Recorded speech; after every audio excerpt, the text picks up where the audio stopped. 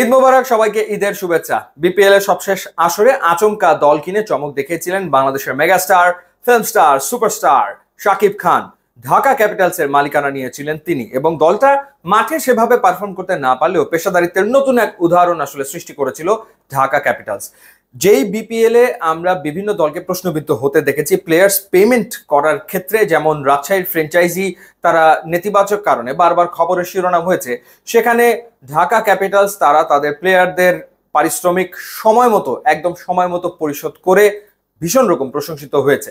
তো শাকিব খান মূলত যে চমক দেখানোর জন্য বিপিএল দল নিয়েছিলেন ব্যাপারটা তা না, তিনি আসলে এটাকে ব্যবসা হিসেবেই দেখেছেন এবং পেশাদারিত্ব দেখানোর চেষ্টা করেছেন। এখন যেটা শোনা যাচ্ছে, যে খবরটা চাউর হয়েছে, সেটা হলো যে বাংলাদেশের সীমানা পেরিয়ে বহির্বিশ্বেও পদার্পণ করতে চলেছেন শাকিব খান ক্রিকেটের মাঠে। এর আগে এরকম খবর চাউর হয়েছিল ঠিকই, যেমন কুমিল্লা ভিক্টোরিয়ান্সের মালিক নাফিসা কামাল তিনি পাকিস্তান সুপার লিগে দল কেনার ব্যাপারে ভীষণ রকম আগ্রহী ছিলেন, যোগাযোগ করেছিলেন, শেষমেশ সেই ডিলটা আসলে হয়নি। এই বিষয়টা আসলে বাস্তবতা। যেমন আইপিএল এর ফ্র্যাঞ্চাইজি মালিকরা তারা শুধুমাত্র আইপিএল নিয়েই আসলে পড়ে থাকেনি। যেমন দুবাইয়ে যখন ইন্টারন্যাশনাল টি-20 লিগ চালু হলো, সেখানে দলগুলোর মালিকানা কিনেছে আইপিএল এর ফ্র্যাঞ্চাইজিরা।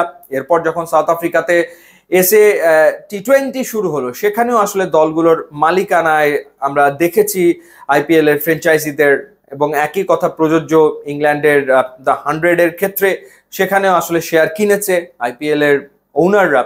তো এবার শাকিব খান লঙ্কান প্রিমিয়ার লিগে দল কেনার ব্যাপারে উদ্যোগ নিয়েছেন, আগ্রহ প্রকাশ করেছেন, যোগাযোগ শুরু হয়েছে এবং আগামী সিজনে হয়তোবা শাকিব খানের দল অংশ নেবে লঙ্কান প্রিমিয়ার লিগ এলপিএল এ, এমনটাই জানা যাচ্ছে। এবং সেটা সাপির, ঢাকা ক্যাপিটালসের প্লেয়ার যিনি, তিনি আসলে সেই বিষয়টা জানিয়েছেন। তো সেটা যদি হয়, তো সেটা হলে ডেফিনেটলি বাংলাদেশের ক্রিকেটের জন্য এটা একটা দারুণ খবর।